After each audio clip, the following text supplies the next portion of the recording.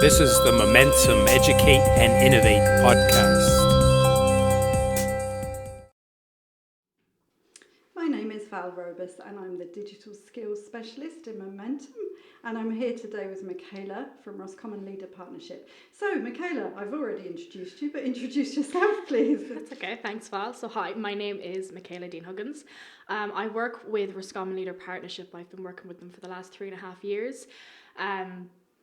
So Roscommon Leader Partnership is a non-government organisation. It's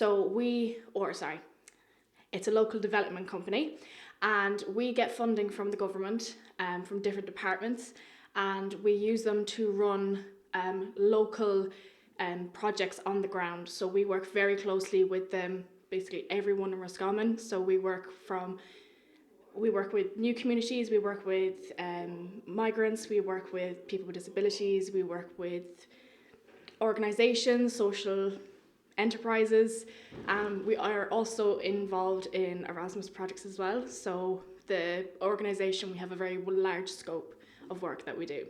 That's perfect. So you've mentioned a bit about the inclusion that you do. So can you tell us, how does your work incorporate inclusion and belonging?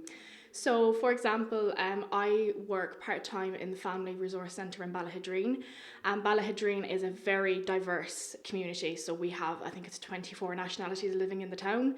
So a huge part of inclusion there is that we would run different workshops in the centre for everybody. So, for example, we had a Family Fun Day a couple of months ago during the summer, and it was specifically for new communities and for kind of more like... No, you're okay. So it was to make people feel included in their new communities. Yes. And to help them meet other people in Absolutely. the area. And it was also a chance for them to showcase different things about their own cultures. So there was a section in the day where we got to do a breaking of the bread. So women from 3 or 4 different cultures made their like national bread, and everyone got to try a piece and they got to break it and kind of share a story around their culture and about the food, which was fantastic. And it kind of got everyone chatting, and the people got to ask questions, and people were very intuitive.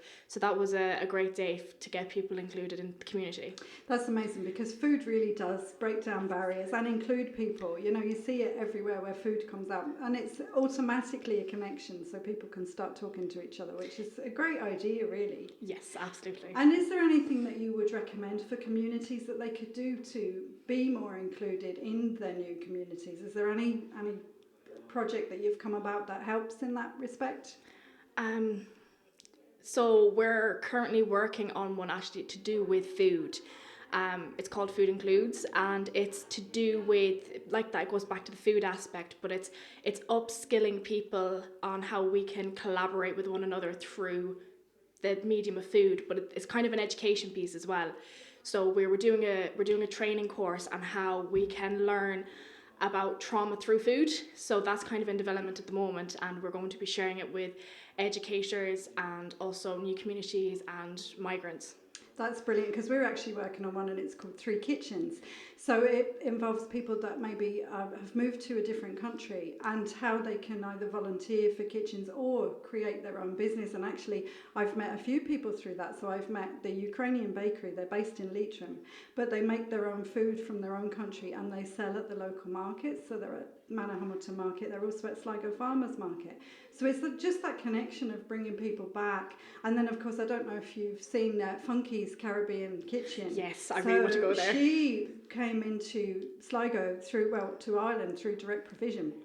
And she was just at a loss, and she explained to me how difficult it was. But one of the things that struck me when I was interviewing her for 3 Kitchens, she said, you know, if you have a dream and you don't go for it, it'll always be a dream. So she said, if anyone's listening and they've got a dream in their head, they just should go for it. And that's what she's done. She started her kitchen during COVID, and she was just cooking dishes for people so that people from Nigeria and other places could try the Nigerian food, the Afro-Caribbean food.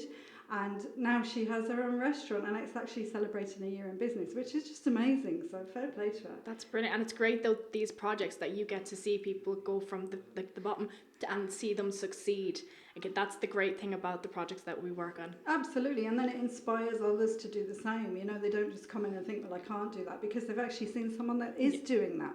So what a great role model. So these projects really do make a difference. So I suppose the last question is, what is your most favourite part of your job, or is there a favourite part?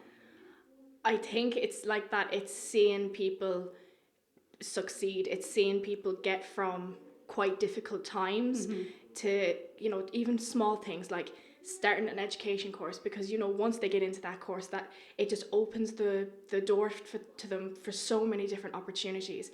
Like, we had a young person come into us in the Family Resource Centre, and she'd been looking for a job for such a long time, and she's such a hard worker, and she came into us and she was so excited. Like, we'd helped her with her CV, we had helped her with her cover letter, we had helped her like upskill, and she came into us, and I remember she was just so excited. She was like, I finally got a job, and we were all just celebrating in the middle of the room. We were just so delighted for her. So it's the little things that we can celebrate with the people that come in that we help. And it's amazing, and well done for all the help that you give people. So thanks a million, Michaela, for your time today. Thank you so much, Al. This is the Momentum Educate and Innovate podcast.